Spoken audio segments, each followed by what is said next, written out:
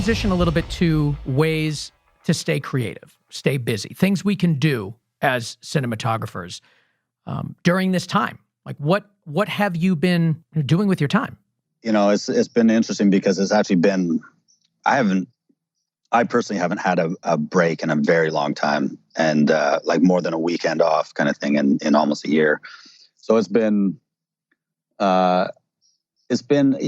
nice to actually be able to relax a little bit at the house and just kind of be here, but there are ways, we do have to stay creative, and it's hard to shut the mind off that way. So, but I think we just have to be able to like find avenues, take photographs, whatever your medium is and whatever you're into. If you can create images or just getting group discussions with people about different things and doing things like this, like your podcasts are great for that. I mean, for me to be able to just talk about cinematography and different things is very helpful for that creative bug. And you have, such a great inventory of podcasts with fantastic filmmakers that, people should be able to just listen to that kind of thing and educate themselves and take this time to really, do the things that they haven't had the chance to because of the busy, hectic lifestyles that we normally live. But being able to read books on our craft or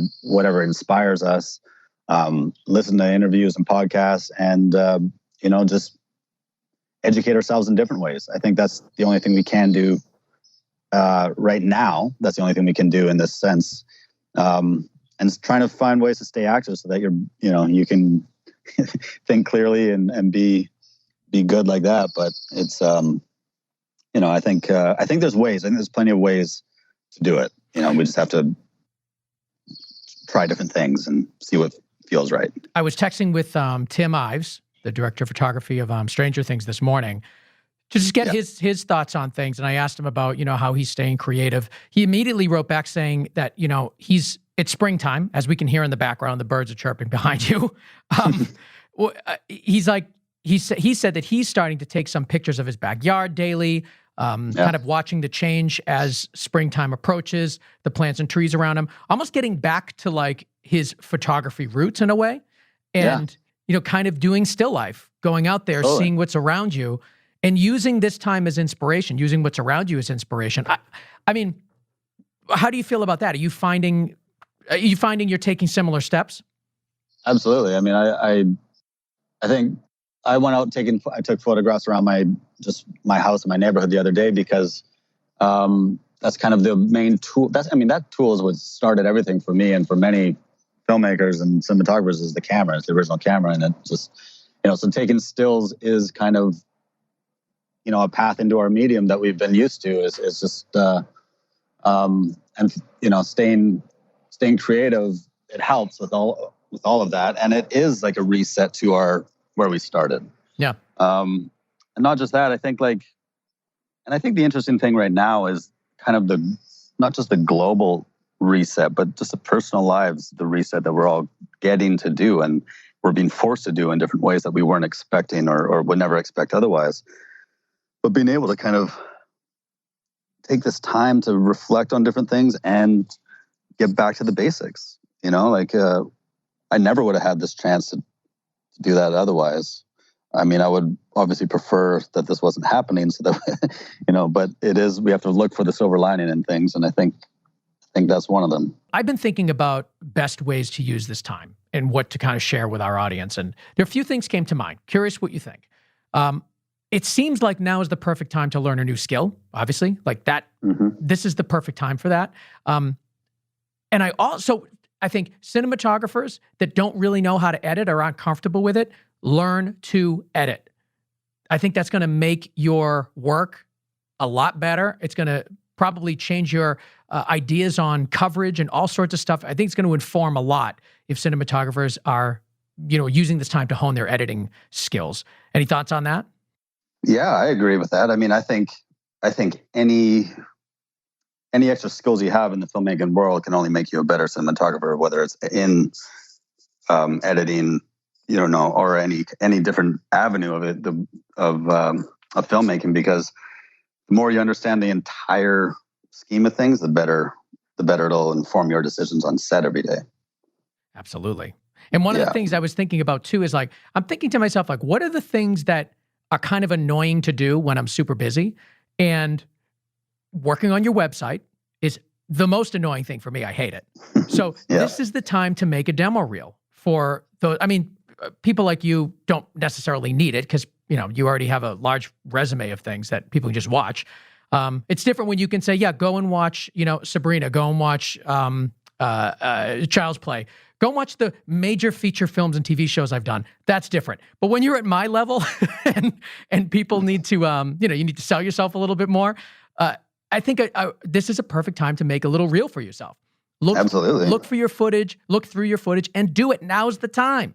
And the other thing that I was thinking about, and it might prompt a larger conversation, but when I'm making director treatments, I'm always scouring everything I can to find some reference videos, reference stills. And it's kind of a pain in the ass to do because it takes a long time and it gets in the way of other projects when you're busy with certain things.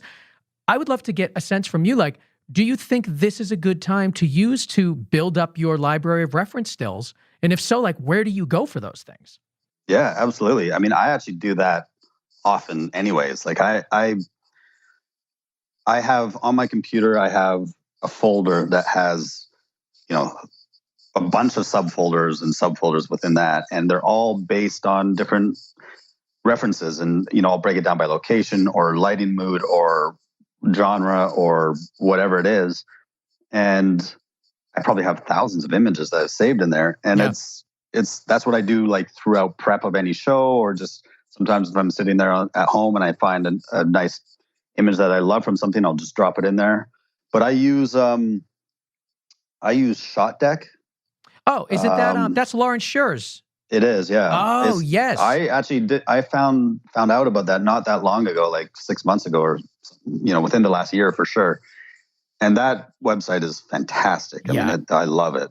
And is it public? I use that. No, I think you have to. I believe you still have to you have to register with them. Okay, but it's easy. I mean, if you're a filmmaker, I think it was fairly easy. All right, so let me just give it a proper plug since we're talking about it. Shotdeck.com, SHOTDECK.com. You can register for a beta account, and I suggest you guys do it. If you haven't heard the episode we did with Lawrence Scher, the director of photography for Joker, it's kind of his thing. And I don't know if he started it alone or if he did it with a team or whatever, but I first heard about it from him, and I think he's deeply involved in it. And it is the perfect place to go for references.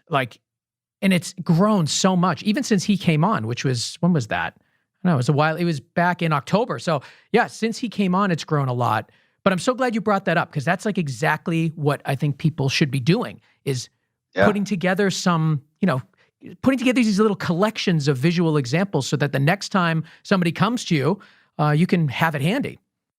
Yeah, absolutely. There are plenty of other, there's filmgrab.com, I think. I'm pretty sure it's filmgrab.com. That is the same idea. Maybe it's not as thorough as Shot Deck now, but I always bounce between those and just also Google searching images. Like, just if I'm looking for an idea of something, I'll kind of type in the idea in Google Images with movies or cinema, you know, the word movie or cinema in there as well, and see what pops up. I'm looking at that now, film-grab.com. We'll put this in the show notes. Yeah. I think this is actually a really interesting area to explore when people have more free time. I haven't had too much luck with Google searching. Maybe I just stink at it. You know, I also use Unsplash. I think they have some really nice photography on there. I don't know if you're familiar with it, but it's free. I don't know that one. It's basically free stock images. I use it for director's treatments all the time. But there's no watermark. Everything is free. It's great. It's unsplash.com, I think. Maybe it's something else. Let me see. Unsplash. It's unsplash.com. You know, it's not stills from movies, but it's just kind of interesting, nice looking photography. So that's a good reference as well.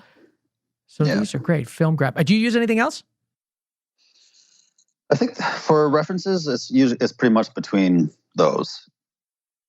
And the nice thing about Shot Deck and Film Grab is that rather than just Google, is that the images are direct. There's direct screen grabs that haven't been altered. You know, often enough, I'll go onto Google and search something and it's been brightened or shifted in color. Yeah. So Film Grab and Shot Deck at least have like, the true representation of the image, which is obviously that's as cinematographers extremely important. So yeah, I those love two are that. the best. Yeah. I'm so glad you brought that up.